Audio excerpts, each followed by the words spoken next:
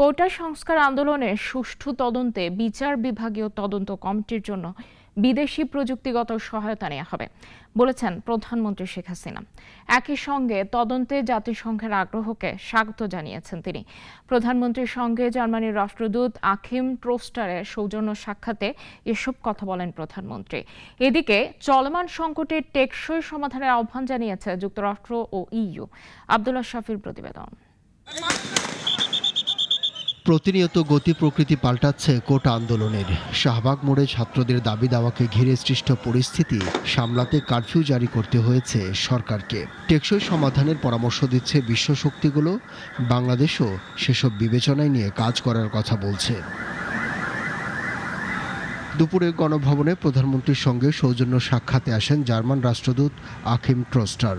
দ্বিপাক্ষিক বিষয় ছাড়াও আলোচনা হয় দেশের সাম্প্রতিক পরিস্থিতি নিয়ে। এ সময় প্রধানমন্ত্রী জানান, কোটা আন্দোলন নিয়ে বিচার বিভাগীয় তদন্ত যাতে যথাযথ এবং উচ্চমান সম্পন্ন হয় সেজন্য বিদেশি প্রযুক্তিগত সহায়তা নেবে সরকার। জাতিসংঘ আন্দোলনরত শিক্ষার্থীদের বিরুদ্ধে নিরাপত্তা রক্ষাকারী বাহিনীর অতিরিক্ত শক্তি প্রয়োগের ঘটনায় উদ্বেগ প্রকাশ করেছে। এক ব্রিফিংয়ে মহাসচিবের মুখপাত্র স্টেফান ডুজারিক সুষ্ঠু তদন্ত ও জবাবদিহিতার উপর জোর দেন। প্রধানমন্ত্রী শেখ হাসিনা জানান, তদন্তে সহায়তা নেয়ার বিষয়ে বাংলাদেশ ইতিমধ্যে জাতিসংঘের সঙ্গে যোগাযোগ করেছে।